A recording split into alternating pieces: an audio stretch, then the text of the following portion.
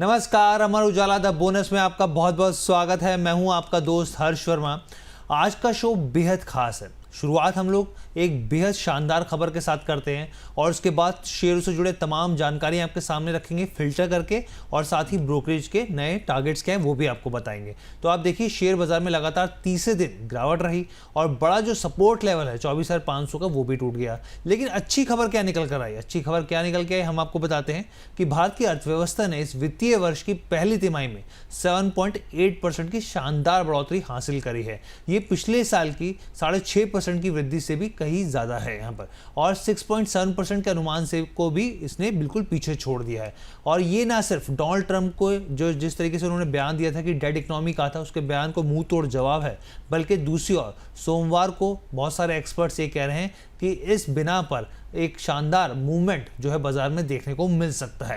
अब हम लोग शुरू करते हैं खबरों का खेल। कौन कौन सी खबरें वो आपको बताते हैं। सबसे पहली खबर जो है वो हैदराबाद की डिफेंस कंपनी अपोलो माइक्रोसिस्टम के शेयरों को लेकर है, और यहाँ पर जो है शुक्रवार को 12% की तेजी देखने को मिली। ये उछाल तब आया जब कंपनी को डीआरडीओ से एक खास परमिशन मिली। डीआरडीओ ने अपोलो माइक्रोसिस्टम को मल्टी इन्फ्लुएंस ग्राउंड माइन यानी कि MIGM विघाना नाम के उपकरण के प्रोडक्शन के लिए चुना है, और इसके अलावा कंपनी ने डीआरडीओ के साथ एक और बड़ा समझौता किया। अब आप देखिए कि बैक टू बैक कंपनी को एक के बाद एक ऑर्डर मिल रहे हैं, और इसमें सबसे इंपॉर्टेंट चीज़ क्या है, सरकारी कंपनी डीआरडीओ जैसे जो आप समझिए कि इतनी बड़ी कंपनी है उसकी तरफ से यहाँ पे ऑर्डर मिलते दिख रहे हैं, तो ये काफ़ी पॉजिटिव ट्रिगर हो जाता है और इसके बिना पे निवेशक जो है काफ़ी पॉजिटिव दिख रहे हैं।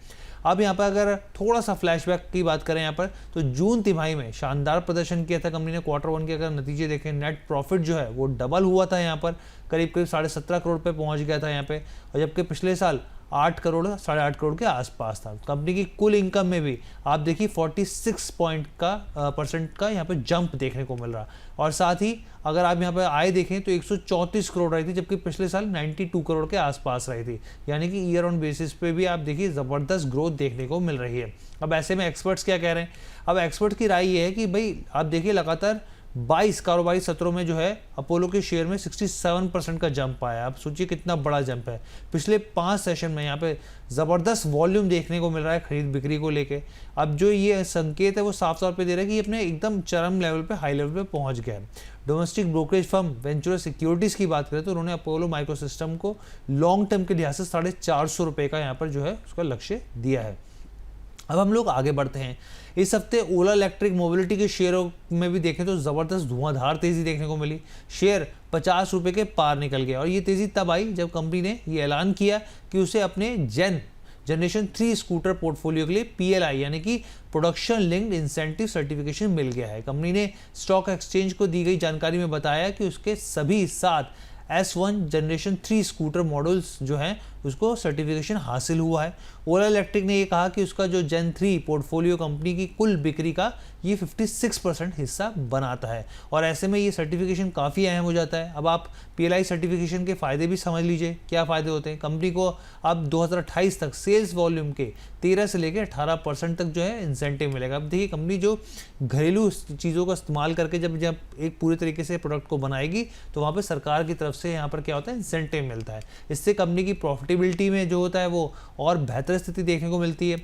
अब भाई जो पैसा आप लगा रहे हो उसके बाद आपको कुछ हिस्सा उसमें रिफंड मिल जाए तो जाहिर सी बात है प्रॉफिटेबिलिटी तो बढ़ेगी ना।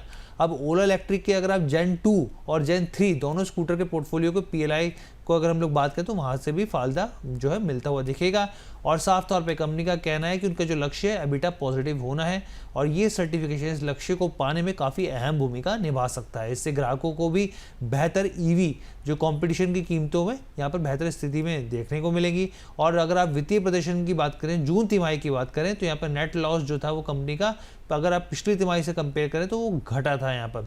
इसके अलावा अगर जो दिग्गज मार्केट एक्सपर्ट है मानस जायसवाल, उनका साफ तौर पे कहना है कि ओला इलेक्ट्रिक का शेयर जो है उन्होंने अपना नज़रिया यहाँ पर इस पर पेश किया। उनका कहना है कि ये 57 से लेकर 58 रुपये के स्तर पर जो है स्टॉक पर एक ब्रेक लगता हुआ दिख सकता है, क्योंकि यहाँ पर है ज़बरदस्त रेजिस्टेंस, और अगर यहाँ से ये ब्रेक होता है 57 और 58 के लेवल को तोड़ता है तो फिर यहाँ पर जो है 75 के भी यहाँ पर टारगेट जो है वो आगे देखने को मिल सकते हैं। अब हम लोग यहाँ पे आगे बढ़ते हैं। अब इस हफ्ते निवेशकों के बीच एक हड़कंप मचता हुआ दिखा जब एचडीएफसी बैंक का जो शेयर है वो अचानक 62% नीचे लुढ़क गया। लेकिन ये गिरावट किसी बिजनेस फंडामेंटल या फिर बैंक की वैल्यू कम होने से नहीं, बल्कि यहाँ पे 1:1 बोनस इशू के वजह से हुई है। आइए समझते पूरा मामला है क्या। देखिए, एचडीएफसी बैंक ने अपने शेयरधारकों को 1:1 बोनस शेयर दिए हैं, यानी कि हर एक शेयर पर अब उनको एक अतिरिक्त शेयर मिला है। इस वजह से शेयरों की जो संख्या है वो दोगुनी हो गई, प्राइस अपने आप एडजस्ट होकर नीचे आ गया। शेयर जो है आप समझिए कि 982 से लेकर 86 के दायरे में ट्रेड करता हुआ दिखा, जो कि पिछले क्लोज से 62% कम है यहाँ पर। और यहाँ पर ये भी समझ लीजिए कि मैथमेटिकली ये एडजस्टमेंट है, बैंक की वैल्यू में या शेयर की वैल्यू में इसमें कोई कमी नहीं आई है। ऐसे में निवेशकों पर क्या असर पड़ेगा ये भी आप जान लीजिए, क्योंकि देखिए मार्केट कैपिटलाइजेशन और कुल निवेश वैल्यू पर इसका कोई फर्क नहीं पड़ता है। जब भी इस तरह की चीज़ें होती हैं, अगर आपके पास 100 शेयर हैं, अगर 2600 के थे यहाँ पर, तो अब आपके पास 200 शेयर होंगे करीब 1300 रुपये के। मतलब यानी कि आपकी होल्डिंग की कुल वैल्यू जस की तस बनी हुई है। और ऐसा क्यों करती है कंपनियाँ, ये भी समझ लीजिए लॉजिक, भाई बोनस इशू शेयर जो है वो लिक्विडिटी और रिटेल पार्टिसिपेशन को बढ़ाने के लिए किया जाता है। अब आप समझिए, अगर महंगा स्टॉक होगा तो कतराएंगे निवेशक, लेकिन अगर सस्ता स्टॉक होगा, फंडामेंटली मजबूत स्टॉक होगा तो उसको खरीदेंगे। इससे लिक्विडिटी बढ़ेगी, कंपनी के पास भी चीज़ें आएंगी, पैसा आएगा यहाँ पर। अब यहाँ पर एक्सपर्ट्स क्या सलाह दे रहे हैं वो भी हम आपको बताए थे। तो यहाँ पर आप देखिए एचडीएफसी बैंक के ऊपर मोतीलाल ओसवाल की रिपोर्ट आई और उन्होंने लॉन्ग टर्म जो है यहाँ पर माना है कि अर्निंग्स पोटेंशियल इस कंपनी में, इस बैंक में है, और उन्होंने यहाँ पर जो है खरीदारी की सलाह दी है। यहाँ पर कहा है कि इसमें निवेश किया जा सकता है। अब हम लोग आगे बढ़ते हैं, बहुत सारी खबरें हमारे साथ बने रही है और बहुत ही इंटरेस्टिंग खबरें जो आपके पोर्टफोलियो में होगी। येस बैंक की बात करते हैं। हफ्ते के आखिरी सत्र में शेयर में 4% की तेजी देखने को मिली। शेयरों में ये उछाल एक रिपोर्ट के बाद आया जिसमें कहा गया कि जापानी कारोबारी साल दिग्गज जो यहाँ पर जो सुमितोमो मुत्सुई बैंकिंग कॉरपोरेशन है वो भारतीय निजी बैंक यानी कि येस बैंक में 16,000 करोड़ रुपए यानी कि 1.83 बिलियन डॉलर का निवेश करेगी। अब आप समझ लीजिए, क्योंकि पहले उन्होंने एक अधिग्रहण किया, हिस्सेदारी ली और उसके बाद अब 16,000 करोड़ रुपए का निवेश करने जा रही है। निवेश इक्विटी और कर्ज के जरिए किया जाएगा। मीडिया रिपोर्ट्स के मुताबिक इस निवेश का जो मकसद है वो येस बैंक की बैलेंस शीट को मजबूत करना है और इससे सुमितोमो मुत्सुई के जरिए बैंक में हिस्सेदारी लेने की दिशा में एक महत्वपूर्ण कदम माना जा रहा है। इस निवेश में करीब 7,500 करोड़ रुपए इक्विटी के रूप में और 8,500 करोड़ रुपए कर्ज के रूप में शामिल होंगे। ये निवेश उस 13,500 करोड़ रुपए से अलग है जिसे आप समझिए कि एसएमबीसी ने पहले येस बैंक में मौजूदा शेयरधारकों को देने का वादा किया था, जिसमें भारतीय स्टेट बैंक भी जो है वो शामिल है और ये राशि मौजूदा शेयरधारकों को उनकी हिस्सेदारी बेचने के लिए दी जाएगी। अब स्टॉक पे क्या असर होगा, यहाँ पे फंडामेंटली क्या चीज़ें होंगी वो भी आपको समझाए थे। येस बैंक में पिछले 6 महीनों में इनके शेयर में करीब 16% की बढ़त बनी है और इसका जो पी रेशियो है वो करीब 21 से ज़्यादा हुआ है। ये निवेश जो है येस बैंक की कारोबारी मजबूती को बढ़ावा देने के साथ साथ यहाँ पे जो ऑपरेशनल मजबूती है वो दिखाएगा, बैंकिंग सेक्टर में इसके प्रदर्शन में सुधार लाने की उम्मीद पैदा करेगा। और वहीं दूसरी ओर यहाँ पे एक्सपर्ट्स का यहाँ पे कहना है कि इमीडिएट रेजिस्टेंस जो है यहाँ पर वो 19.80 के आसपास, अगर ये लेवल पार होता है तो 23.5 रुपये के टारगेट्स भी देखने को मिल सकते हैं। वहीं दूसरी ओर एमके ग्लोबल फाइनेंशियल ने सेल रेटिंग यानी कि बिकवाली की सलाह दी और जो टारगेट्स हैं वो 70 रुपये कर दिए हैं। एक और रिटेल पार्टी जो जिनका पार्टिसिपेशन है काफ़ी ज़्यादा, पावर सेक्टर की कंपनी है JP power, Jaiprakash power ventures. अब इस स्टॉक में भी इस पूरे हफ्ते में एक ज़बरदस्त तेज़ी देखने को मिली जिसकी बाद स्टॉक जो है वो 5% की अपर सर्किट लगता हुआ इसमें दिखा। स्टॉक की कीमत जो है 18.90 को पार करके निकल गई यहाँ पर। और ऐसे में यहाँ पर 2 सवाल हैं। पहला कि भाई तेज़ी क्यों आई और आगे शेयर में क्या राय है, आगे क्या करना चाहिए। तो इसका देखिए कारण पहले आपको बताते हैं। कंपनी ने दरअसल घोषणा की कि वो मध्य प्रदेश में लगभग 300 करोड़ रुपए की लागत की एक सोलर पावर प्रोजेक्ट बनाएगी। जेपी समूह ने यहाँ पर स्टॉक एक्सचेंज को ये जानकारी दी कि उनका साफ तौर पे कहना है कि उसके बोर्ड ने मध्य प्रदेश के बीना में अपने मौजूदा 500 मेगावाट के थर्मल पावर प्लांट के स्थान पर 50 मेगावाट के सोलर पावर प्लांट स्थापित करने की योजना पर चर्चा की है। कंपनी ने यह भी कहा कि इस योजना को कई मंजूरियां अभी मिलनी बाकी हैं, जिसके उससे क्या होगा, लोन देने वाले लोगों की मंजूरी इसमें शामिल है। और इस सोलर प्रोजेक्ट की अनुमति लागत जो है वो 300 करोड़ रुपए होगी। और इस वर्ष के आप समझिए कि कंपनी जो है तमाम तरह की जानकारी लगातार दे रही है। और अगर अब तक देखें आप की जो रिपोर्ट्स निकल के आई हैं कंपनी की, जो जब भी रिजल्ट्स आते हैं तो कई तरह की जानकारियाँ साझा करती है कंपनी। तो उनका साफ तौर पे कहना है कि 3 पावर प्लांट अभी चल रहे हैं यहाँ पर, और दोनों को मिलाकर अगर आप देखें टोटल अगर कैपेसिटी देखें प्रोडक्शन को मिला के तो 2220 मेगावाट के आसपास की है यहाँ पर। और इसके साथ ही तमाम तरह की ये भी खबरें आई कि यहाँ पर जिस तरीके से अधिग्रहण की खबरें चल रही हैं तो कंपटीशन कमीशन ऑफ इंडिया की तरफ से भी यहाँ पर जो है वो मंजूरी मिलती हुई दिख सकती है। हालांकि वो मीडिया की तरफ से इस तरह की रिपोर्ट्स थी यहाँ पर। अब आप शेयर होल्डिंग पैटर्न के बारे में भी जान लीजिए, काफ़ी दिलचस्प जानकारी है। कई बैंकों और LIC के पास यहाँ पर हिस्सेदारी है। ट्रेड लाइन के मुताबिक जून 2025 तक बैंकों के पास इस कंपनी के करीब 15.5% की हिस्सेदारी है। इन बैंकों में ICICI बैंक है जिसके पास 9.97% हिस्सेदारी है, केनरा बैंक के पास 2.44% हिस्सेदारी है, यूको के पास करीब 1% हिस्सेदारी है। इसके अलावा देश की सबसे बड़ी सरकारी बीमा कंपनी LIC के पास अगर आप देखें तो आप जून तिमाही में ये 1.36% की हिस्सेदारी दर्शाता है। तो ये एक और इम्पोर्टेंट खबर हमने कवर कर ली है। अब देश की तीसरी सबसे बड़ी टेलीकॉम कंपनी वोडाफोन आइडिया की बात कर लेते हैं। कैपिटल जुटाने के अपने प्रयासों में यहाँ पर कंपनी जो है काफ़ी तेज़ होती हुई दिख रही है। कंपनी ने करीब 5,000 करोड़ रुपए के फंड जुटाने के लिए एडवांस स्टेज में बातचीत जारी है, इस तरह की रिपोर्ट्स आ रही हैं और ये सौदा अगले कुछ हफ्तों में पूरा होने की संभावना जताई जा रही है। खबरों की माने तो ये funding Vodafone idea telecom infrastructure limited के जरिए जुटाई जाएगी, जिसमें कंपनी का कुछ टेलीकॉम इंफ्रास्ट्रक्चर और रिन्यूएबल एनर्जी एसेट्स जो हैं वो शामिल हैं। कंपनी ने इस डील के लिए JM फाइनेंशियल्स को सलाहकार के तौर पर नियुक्त किया है। अगर ये डील तय समय पर पूरी हो जाती है तो ये वोडाफोन आइडिया की वित्तीय स्थिरता बहाल करने के लिए एक अहम कदम साबित हो सकता है। कंपनी पर अभी भारी कर्ज और ग्राहकों की घटती संख्या का दबाव साफ तौर पर देखने को मिल रहा है। इसके अलावा सुप्रीम कोर्ट की ओर से एडजस्टेड ग्रॉस रेवेन्यू यानी कि AGR देनदारी पर दिए गए फैसले ने वित्तीय संकट को और बढ़ा दिया है। हालांकि सरकार ने करीब 53,000 करोड़ रुपए के बकाये को इक्विटी में बदलकर कंपनी को कुछ राहत दी है, लेकिन कंपटीशन बनाए रखने के लिए अभी भी नए निवेश की जरूरत है। फिलहाल भारतीय टेलीकॉम सेक्टर में जियो, एयरटेल, वोडाफोन आइडिया जो है 3 प्रमुख खिलाड़ी हैं और कंपनी का दावा है कि इस फंड का इस्तेमाल वो मुख्य रूप से नेटवर्क के विस्तार, चुनिंदा 5G रोल आउट में करेगी। और जानकारों का मानना है कि ये जो निवेश होगा कंपनी को 2026 की पहली छमाही तक निवेश योजनाओं के लिए एक पर्याप्त लिक्विडिटी मुहैया कराएगा।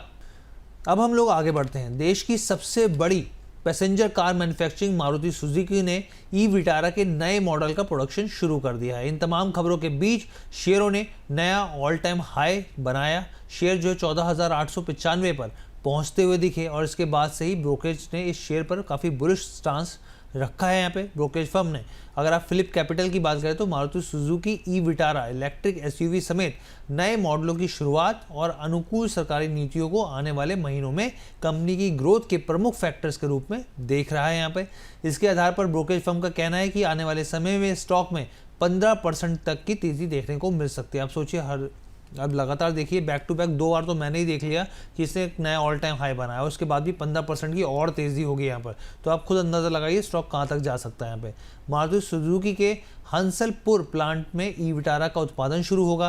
यूरोप और जापान के प्रमुख बाजारों समेत 100 से ज़्यादा देशों में इसका एक्सपोर्ट किया जाएगा। ई-विटारा का जो घरेलू लॉन्च है वो जनवरी 2026 में होने की उम्मीद है और कंपनी को सालाना लगभग 67,000 यूनिट्स की बिक्री की उम्मीद जताई जा रही है। ई-विटारा के अलावा Maruti Suzuki hybrid vehicle market भी अवसरों पर नज़र गड़ाए बैठे हैं यहाँ पे, और कंपनी जो है यहाँ पे PM ई-ड्राइव योजना के तहत हाइब्रिड एम्बुलेंस सेगमेंट में भी प्रवेश कर रही है, जिसे 500 करोड़ रुपए की सब्सिडी की सहायता भी मिल रही है। यहाँ पर ये हमने जो खबर है वो कवर कर ली। अब हम लोग बहुत ही महत्वपूर्ण खबर की बात करते हैं यहाँ पे रिलायंस इंडस्ट्रीज़ की, RIL की। और इसने अपने 48वीं एनुअल जनरल मीटिंग जो है उसका आयोजन किया, जिसमें चेयरमैन मुकेश अंबानी ने कंपनी की उपलब्धियों, आगे की रणनीति और ग्रोथ को लेकर कई अहम घोषणाएं करी हैं। तो अब बैक टू बैक 2-3 खबरें हैं, मैं आपको उनकी बारीकी से समझाता हूं। यहाँ पे देखिए, अब आप ये सोचिए कि ऐलान तो हो रहे हैं लेकिन इसके बावजूद जो है शेयर लगातार 4 सालों से जो चल रही आ रही गिरावट की जो ट्रेंड है वो उससे बाहर निकलता हुआ नहीं दिख रहा। और आप ये देखिए कि 2% की गिरावट जो है वो आज भी यानी कि शुक्रवार को भी देखने को मिली और 1353 के आसपास पहुंचता हुआ दिखा। मुकेश अंबानी ने साफ तौर पर कहा कि जियो का IPO 2026 की पहली छमाही यानी कि 2026 के शुरुआती 6 महीने में आएगा और इसके लिए ज़रूरी फाइलिंग की तैयारी अंतिम चरण में, आखिरी फेज में। और ये पहली बार है जब जियो की लिस्टिंग टाइमलाइन को लेकर स्पष्ट घोषणा एजीएम में की गई है। इसके बावजूद बाजारों में वैसी उत्साहजनक प्रतिक्रिया देखने को नहीं मिली जैसी उम्मीद जताई जा रही थी। पिछले एक हफ्ते में रिलायंस का शेयर जो है 4% तक गिर चुका है। इसकी बड़ी वजह अमेरिकी टैरिफ नीति से जुड़ी अनिश्चितता और वैश्विक बाजारों की कमजोरी मानी जा रही है। अब मार्केट एक्सपर्ट का साफ तौर पे कहना है कि आईपीओ के जरिए कंपनी की जो वैल्यूएशन है वो 12 से 13 लाख करोड़ रुपए तक हो सकती है। ब्रोकरेज हाउस पहले ही ये कह चुके हैं कि जियो और रिलायंस रिटेल की लिस्टिंग से आरआईएल के शेयरधारकों को अतिरिक्त वैल्यू अनलॉकिंग का मौका मिलेगा। अब हम लोग आगे बढ़ते हैं। आरआईएल की एजीएम में एक और बड़ा ऐलान निकल कर आया। क्या था वो ऐलान, आपको समझाते हैं। रिलायंस ने आर्टिफिशियल इंटेलिजेंस यानी एआई के क्षेत्र में अपनी महत्वाकांक्षा को बढ़ाते हुए एक नई सहायक कंपनी रिलायंस इंटेलिजेंस का ऐलान किया है। यही कंपनी भारत में एआई सर्विस को और साथ में इंफ्रास्ट्रक्चर के ग्रोथ को प्रमुखता से आगे बढ़ाएगी। रिलायंस इंटेलिजेंस के तहत यहाँ पर गुजरात के जामनगर में गीगावाट स्तर का एआई रेडी डेटा सेंटर बनाया जा रहा है जो क्लीन एनर्जी से ऑपरेट होगा। और ये डेटा सेंटर भारत में एआई मॉड्यूल ट्रेनिंग और यहाँ पे इन्फ्रेंस के लिए यहाँ पर एक मजबूत लाइमस्टोन के तौर पर साबित होता हुआ दिखेगा। यहाँ पर कंपनी ने ग्लोबल टेक्निकल साझेदारियों पर भी जोर दिया है। इसके तहत रिलायंस ने गूगल के साथ जामनगर क्लाउड सेंटर और जेमिनी एआई के लिए साझेदारी का ऐलान किया है। इसके अलावा मेटा के साथ स्पेशल जॉइंट यानी कि जेवी का भी ऐलान किया गया है जो कि सॉवरन एआई रेडी सोल्यूशन प्रदान करेगा। रिलायंस जियो इन्फोकॉम के चेयरमैन आकाश अंबानी ने यहाँ पर जियो पीसी भी पेश किया है यहाँ पर। और ये एक ऐसा वर्चुअल डेस्कटॉप सर्विस होगी जो कि पूरी तरीके से क्लाउड पर आधारित होगी और सीधे जियो सेटअप बॉक्स जो होता है उसके जरिए काम करेगी। यहाँ पे एक और रिलायंस ग्रुप की खबर हम लोग आपको बताते हैं यहाँ पे जियो फाइनेंशियल सर्विसेज को लेकर बहुत सारे निवेशक जो है स्टॉक के ऊपर बुलिश है और उम्मीद मान के चलते कि स्टॉक आने वाले दिनों में मल्टीबैगर बन सकते हैं। लेकिन खबर क्या है यहाँ पे वो आपको बताते हैं कि यहाँ पर जो है जियो फाइनेंशियल सर्विसेज ने अपनी वार्षिक आम बैठक यानी कि एजीएम जो है वो उसका आयोजन किया है यहाँ पर, जिसमें कंपनी ने अपनी योजनाओं और प्रदर्शन के बारे में प्रमुख जानकारी साझा करी। 5 बड़ी बातें इसकी मैं आपको समझा देता हूँ यहाँ पर। पहली चीज़ हेल्दी लैंडिंग बिजनेस। कंपनी के प्रदर्शन ने उसके डेट यानी कि कर्ज कारोबार में मजबूत बढ़ोतरी दिखाई है और इसके एसेट मैनेजमेंट एयूएम जो है वित्तीय वर्ष 2025 की पहली तिमाही के 217 करोड़ रुपए से बढ़कर 2026 की पहली तिमाही में 11,665 करोड़ रुपए हो गई है। अब आप सोचिए कितना बड़ा जंप है। वित्त वर्ष 2025 में कंपनी का जो पैट है प्रॉफिट आफ्टर टैक्स जो है 1,613 करोड़ रुपए रहा। प्रमुख साझेदारियों की अगर हम लोग बात करें यहाँ पर तो इसमें जियो फाइनेंशियल ने री इंश्योरेंस के लिए जॉइंट वेंचर बनाने के लिए एलियांस के साथ साझेदारी करी है और भारत में जीवन और सामान्य बीमा बिजनेस की संभावनाओं को तलाशने के लिए एक नॉन बाइंडिंग समझौते पर हस्ताक्षर किया। देखिए बाइंडिंग यानी आप बंधे हुए, नॉन बाइंडिंग यानी नहीं बंधे हुए। यहाँ पर नए सेक्टर में यहाँ पर एंट्री होगी। तीसरा पॉइंट है यहाँ पर जियो फाइनेंशियल ने कहा कि वो लोन देने के अलावा नए सेक्टर्स में भी सक्रिय रूप से विस्तार कर रहा है जिसका स्पष्ट ध्यान बीमा फंड मैनेजमेंट और सिक्योरिटी ब्रोकिंग पर होगा। चौथा पॉइंट यहाँ पर आप देखिए पेमेंट बैंक को लेकर कंपनी का पेमेंट बैंक एक सेविंग भी यहाँ पर शुरू करने की तैयारी हो रही है जो कि बेहतर रिटर्न के लिए यहाँ पर जो है आप समझिए कि कैश जो है वो निवेशक जो इसकी तरफ देख सकते हो। ओवरनाइट म्यूचुअल फंड है यहाँ पर और एक बेहतर रिटर्न की उम्मीद जताई जा रही है और इसके जरिए आप देखिए कि निवेशकों को लुभाने की कोशिश की जा रही है यहाँ पर। अब हम लोग आगे बढ़ते हैं। डॉक्टर अग्रवाल आई हॉस्पिटल की बात करते हैं। इसके शेयरों में ज़बरदस्त गिरावट देखने को मिली। शेयर 18% तक गिरते हुए देखे, धड़ाम होते हुए देखे। ये गिरावट तब आई जब कंपनी ने डॉक्टर अग्रवाल हेल्थ केयर के साथ विलय का ऐलान किया, मर्जर का ऐलान किया। ये मर्जर ऑपरेशंस को सुव्यवस्थित करने और इंटीग्रेटेड मैनेजमेंट पर ध्यान केंद्रित करने के लिए है और जिससे एफिशिएंसी और स्ट्रेटेजिक अलाइनमेंट को लेकर बढ़ावा मिलेगा। ये प्लानिंग संबंधित दोनों कंपनियों के शेयरधारकों को दूसरे रेगुलेटरी अप्रूवल के अधीन है यहाँ पे और इस मर्जर से दोनों कंपनियों के बिजनेस को सिंगल यूनिट में एडजस्टमेंट किया जाएगा जिससे ऑपरेशन और कारोबारी क्षमता में सुधार होगा। इसके अलावा एक से कैपिटल अलॉटमेंट और मजबूत बैलेंस शीट से भविष्य की ग्रोथ के लिए ये कैपिटल उपलब्ध हो सकेगा जबकि कानूनी रेगुलेटरी और प्रशासनिक नियम जो है और आसान हो सकेंगे। यहाँ पे आप ये भी समझ लीजिए कि डॉक्टर अग्रवाल आई हॉस्पिटल ने एक्सचेंज में ये भी जानकारी दी कि इस डील से शेयरधारकों की कीमत में इजाफा होगा और लागू होने के पहले साल में ही प्रति शेयर जो प्रॉफिट है यहाँ पे अर्निंग पर शेयर जो है यहाँ पर वो उसमें सुधार होता हुआ दिखेगा। फरवरी में listed doctor Agarwal health care ने 3 सालों के भीतर आई हॉस्पिटल यूनिट के साथ संभावित विलय की मंशा जाहिर की थी और इस मर्जर के तहत doctor Agarwal health care eye hospital के हर 2 इक्विटी शेयरों के लिए 23 नए इक्विटी शेयर जारी किए जाएंगे। तो यानी कि ये खबर भी हमने आपके सामने रख दी। अब हम लोग बात करते हैं एक ऐसी कंपनी की जो एक लंबे वक्त से दबाव में थी। यहाँ पर शेयर का नाम है प्रोटीन ईगॉफ टेक्नोलॉजीज। हफ्ते के दौरान में करीब आप देखिए 11% तक की तेज़ी देखने को मिली। कंपनी ने बताया कि भारतीय विशिष्ट पहचान प्राधिकरण यानी कि UIDAI से करीब उनको 1160 करोड़ रुपए का ऑर्डर मिला है। इस कॉन्ट्रैक्ट के तहत कंपनी देश भर में 188 जिलों में आधार सेवा केंद्र यहाँ पर और इसकी स्थापना करेगी। ऑपरेशन के आधिकारिक सर्विस प्रोवाइडर भी तमाम तरह की सुविधाएं प्राप्त यहाँ पे जो है दिए जाएंगे, जो भी यहाँ पर जो आएगा जिसको मदद की ज़रूरत होगी यहाँ पर। और इन केंद्रों पर नागरिकों को आधार नॉमिनेशन अपडेट और अन्य आधार संबंधों सेवाएं, अपॉइंटमेंट, वॉक इन दोनों तरीकों से यहाँ पे मिल सकेगी। ये कॉन्ट्रैक्ट 6 साल तक चलेगा। कंपनी ने यहाँ पे स्पष्ट किया कि ये कॉन्ट्रैक्ट किसी भी संबंधित कॉन्ट्रैक्ट ट्रांजैक्शन से जुड़ा नहीं है और इसे घरेलू चैनलों के जरिए हासिल किया जाएगा। ध्यान देने वाली बात यह है कि इस साल मई में प्रोटीन ईगॉफ टेक्नोलॉजीज के शेयरों में बड़ी गिरावट आई थी जब कंपनी ने यहाँ पर आयकर विभाग की जो पैन 2.0 योजना थी उस दौर से बाहर हो गई थी और ये ऑर्डर जो है LTI माइंट्री को मिल गया था। अब हम लोग IPO बाजार की बात कर लेते हैं यहाँ पे, क्योंकि बहुत सारी कंपनियां जो इस हफ्ते लिस्ट होती हुई दिखी। रिटेल सुपरमार्ट चेन की से जुड़ी कंपनी जो है पटेल रिटेल के शेयर में इस हफ्ते आप यहाँ पे देखिए NSE और BSE पर ये लिस्ट होते हुए दिखे। 19 अगस्त से लेकर 21 अगस्त तक यहाँ पे सब्सक्रिप्शन के लिए ये IPO खुला था। प्राइस बैंड की बात करें 237 से लेकर यहाँ पे 255 रुपये प्रति शेयर का जो भाव था वो तय किया गया था और इसके मुकाबले BSE पर 20% प्रीमियम के साथ 305 रुपये पर लिस्ट हुआ। NSE पर बात करें तो 17.5% के प्रीमियम के साथ 300 रुपये पर लिस्ट होता हुआ दिखा। पटेल रिटेल IPO में एंकर निवेशकों ने लगभग करीब 43 करोड़ रुपए का निवेश किया था। पटेल रिटेल के बिजनेस की डिटेल्स की अगर हम लोग बात करें तो कंपनी की शुरुआत साल 2008 में हुई थी।